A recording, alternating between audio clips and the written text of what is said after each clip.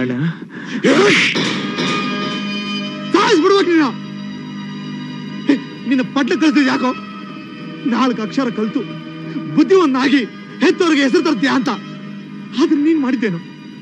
ಪುರ್ಕಿಗಳ ತರ ಹುಡುಗಿಯಿಂದ ಚಕ್ಕನ ಹೊಡ್ಕೊಂಡು ಅಲಮಾರಿಗಳ ತರ ಬೀದಿ ಬೀದಿ ಅಲಿಯೋದಕ್ಕೇನೋ?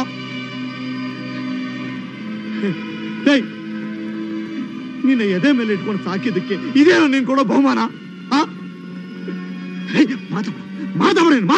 ಮಾತಾಡ ಯಾವ್ದೋ ಪಡ್ಡ ಚಿಟ್ಟೆ ಅಂತ ಪ್ರೀತಿ ಮಾಡ್ಬಿಟ್ಟೆ.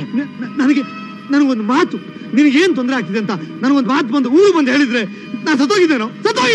ಅಣ್ಣ ನನ್ ನಿನ್ ತಪ್ಪಾಗಿ ತಿಳ್ಕೊಂಡಿದ್ಯಾ ಅಣ್ಣ. ನಾನ್ ನಿನ್ ಹುಡ್ಕೊಂಡು ಹಳ್ಳಿಗೆ ಹೋಗಿದ್ದೆ, ಆದ್ರೆ ಅಲ್ಲಿ ಗೊತ್ತಾಯ್ತು ನೀನ್ ನನ್ನ ಹುಡ್ಕೊಂಡು ಸಿಟಿಗೆ ಬಂದಿದ್ಯಾ ಅಂತ. ಹುಡ್ಕೊಂಡು ಬರಲಿಲ್ವೋ? ಇದ್ದು ಒಬ್ಬ ತಮ್ಮನ ಕಳ್ಕೊಂಡೆ ಅಂತ ಬೆಟ್ಟದಷ್ಟು ದುಃಖನ ಎದೆ ಮೇಲೆ ಇಟ್ಕೊಂಡು ಬಂದೆ. ಸ್ಟೇಷನ್ ಅಲ್ಲಿ ನಿನ್ನ ಹಸ್ತಿ ಅಂತ ಕೊಟ್ಟಾಗ ನನಗೆ ಎಷ್ಟು ನೋವು, ಸಂತ, ದುಃಖ ಆಗಿರ್ಬೇಕು ಅಂತ ನಿನಗೇನು ಗೊತ್ತು? ಅನ್ನ ನೀರು ನಿದ್ದೆ ಇಲ್ದೆ ನಿನ್ನ ಹುಡ್ಕೊಂಡು ಬೀದಿ ಬೀದಿ ಅಲಿಯಾಗಿ ಮಾಡ್ಬಿಟ್ಟಲ್ಲ. ಅಣ್ಣ ನನ್ನನ್ನು ಕ್ಷಮಿಸ್ಬಿಡಣ್ಣ.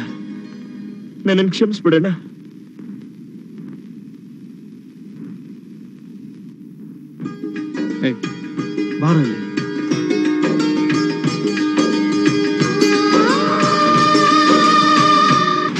ಏನು ಬಿಂದು ಸೂರ್ಯ ಬದುಕಿದಾರ?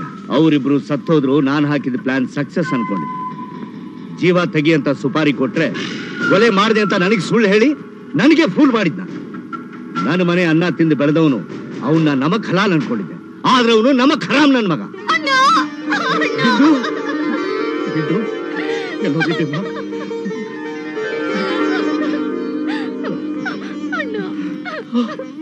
ನೀನ್ ಬದುಕಿದ್ಯಾ ಅಂದ್ರೆ ನನ್ ನಂಬಕ್ಕೆ ಆಗ್ತಾ ಇಲ್ಲ ಬಿಂದು, ನಂಬಕ್ಕೆ ಆಗ್ತಾ ಇಲ್ಲ.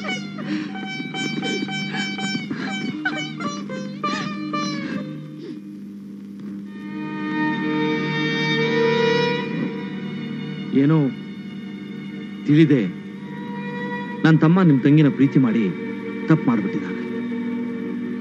ನಿಮ್ ತಂಗಿನ ನಿಮ್ಮಿಂದ ದೂರ ಮಾಡಿ ನಿಮ್ ಮನ್ಸಿಗೆ ನೋವು ಮಾಡ್ಬಿಟ್ಟಿದ್ದಾನೆ. ಅವನ ಪರವಾಗಿ ನಾನ್ ಕ್ಷಮೆ ಕೇಳ್ತೀನಿ. ಇಲ್ಲಪ್ಪ, ಕ್ಷಮಿಸ್ಬೇಕಾದವನು ನಾನಲ್ಲ. ಈಗಾಗಲೇ ನಿನ್ ತಮ್ಮನಿಗೆ ನನ್ನ ತಂಗಿಗೆ ಸಾಕಷ್ಟು ಕಷ್ಟ ಕೊಟ್ಟಿದ್ದೀನಿ. ನನ್ನ ತಂಗಿನ ಜೀವ ಸಹಿತ ಕರ್ಕೊಂಡು ಬಂದ್ರಲ್ಲ ಅರುಣನ, ನಾನು ಜನ್ಮ ಜನ್ಮಕ್ಕೂ ಮರೆಯೋದಿಲ್ಲ. ಕ್ಷಮಿಸ್ಬೇಕಾದವರು ನೀವು. ಕ್ಷಮಿಸುವಂತ ಅಪರಾಧ ನೀವೇನ್ ಮಾಡ್ಲಿಲ್ಲ? ತಪ್ಪು ಮಾಡಿದ್ದೀನಿ. ಈ ಕೈಗಳಿಂದ ಮಾಡಬಾರ್ದು ಕೆಟ್ಟ ಕೆಲಸ ಎಲ್ಲ ಮಾಡಿದ್ದೀನಿ. ಆ ಪಾಪಗಳನ್ನ ಕಳ್ಕೋಬೇಕು ಅಂತಂದ್ರೆ ನಿನ್ ತಮ್ಮನ ಕಾಲ್ ತೊಳೆದು ಕನ್ಯಾದಾನ ಮಾಡಬೇಕು.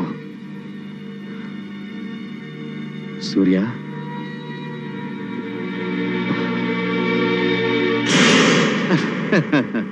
ಏನ್ ಹೇಳ್ತಾ ಇದೀಯ ವಿಷ್ಣು? ನಿನ್ ತಂಗಿ ಬದುಕಿದಾಳ? No, it's highly impossible. ಹೋಟ್ಲಲ್ಲಿ ಬೆಂಕಿ ಹಚ್ಕೊಂಡು ಆತ್ಮಹತ್ಯೆ ಮಾಡ್ಕೊಂಡಿದ್ದಾಳೆ. ನಾನೇ ಆ ಬಾಡಿಗಳನ್ನ ಕಣ್ಣಾರೆ ನೋಡಿದೀನಿ. ಅವನು ಯಾವನ ತಲೆ ಕೆಟ್ಟ ಇನ್ಸ್ಪೆಕ್ಟರ್ ಅದನ್ನ ಮರ್ಡರ್ ಅಂತಾನೆ. ನನಗೊಂದು ಅರ್ಥ ಆಗ್ತಾ ಇಲ್ಲ. ನೀನ್ ನೋಡಿದ್ರೆ ನಿನ್ ತಂಗಿ ಬದುಕಿದಾಳೆ ಅಂತೀಯ? ಅಂಕಲ್ ಇದೆಲ್ಲ ಸುಳ್ಳು.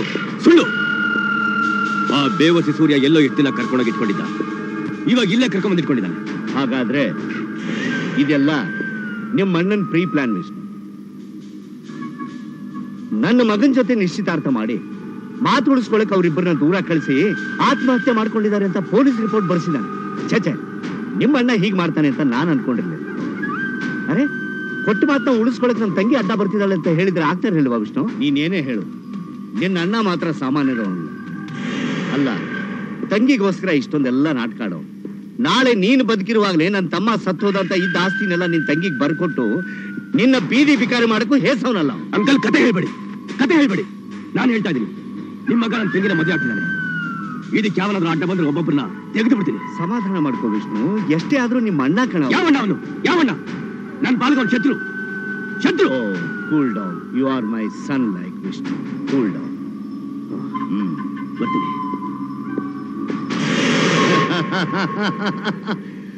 ಬಾಬು, ನಾನು ಅವತ್ತೊಂದು ಮಾತು ಹೇಳಿದ ಜ್ಞಾಪಕ ಇದೆಯಾ? ನಾನು ಪಾಟೀಲ್ ಜೊತೆ ಬೆಳೆಸಿದ ಸ್ನೇಹ ಸಂಬಂಧ ಅಲ್ಲ, ಸಂಗ್ರಾಮಕ್ಕೆ ನಾಂದಿ, ರಕ್ತದೋಪನೆಯ ಬುನಾದಿ ಅಂತ. ಚೆನ್ನಾಗಿ ಜ್ಞಾಪಕ ಇದೆ. ಈಗ ಮುಹೂರ್ತ ಕೂಡಿ ಬಂದಿದೆ. ತಮ್ಮ ಅಣ್ಣನ ಸಾಯಿಸ್ತಾನೆ, ಅಣ್ಣ ತಮ್ಮನ್ನ ಸಾಯಿಸ್ತಾನೆ. ಒಟ್ನಲ್ಲಿ ನನ್ನ ಶತ್ರು ಪಾಟೀಲ್ ವಂಶ ನಿರ್ವಂಶವಾಗಿ ಹೋಗುತ್ತೆ. ಚೆನ್ನಾಗಿದೆ, ತುಂಬಾ ಚೆನ್ನಾಗಿದೆ ನೀನ್ ಆಡ್ತಾ ಇರೋ ನಾಟಕ. ಸತ್ಯ, ಆವತ್ತು ಪಾಟೀಲ್ ಹತ್ರ ಸ್ನೇಹ ಬೆಳೆಸ್ತೀನಿ, ಸಂಬಂಧ ಮಾಡ್ತೀನಿ ಅಂತ ನನಗೆ ಮಾತು ಕೊಟ್ಟು ದೇವ್ರ ಮುಂದೆ ಪ್ರಮಾಣ ಮಾಡಿ ಇವತ್ತು ಆ ಮಾತಿಗೆ ನೀನ್ ತಪ್ಪು ವಿಶ್ವಾಸ ದ್ರೋಹಿ ಆಗ್ತಾ ಇದ್ಯಾ. ದ್ರೋಹಿಯಾಗಿ ಬೆನ್ನಿಂದ ಚಾಕು ಹಾಕೋಕ್ ಹೊರಟಿದ್ಯಾ. ನೋಡ, ನೀನೊಬ್ಬರನ್ನ ಹಾಳು ಮಾಡೋ ಹೊರಟ್ರೆ ದೈವ ನಿನ್ನ ಸರ್ವನಾಶ ಮಾಡುತ್ತೆ. ನೆನಪಿಟ್ಕೋ, ನೀನ್ ಮಾಡ್ತಾ ಇರೋ ದ್ರೋಹನ ನಾನೇ ಹೋಗಿ ಪಾಟೀಲ್ ಹೇಳ್ತೀನಿ. ಕತ್ತರಿಸ್ಬಿಡ್ತೀನಿ. ಒಳಗಡೆ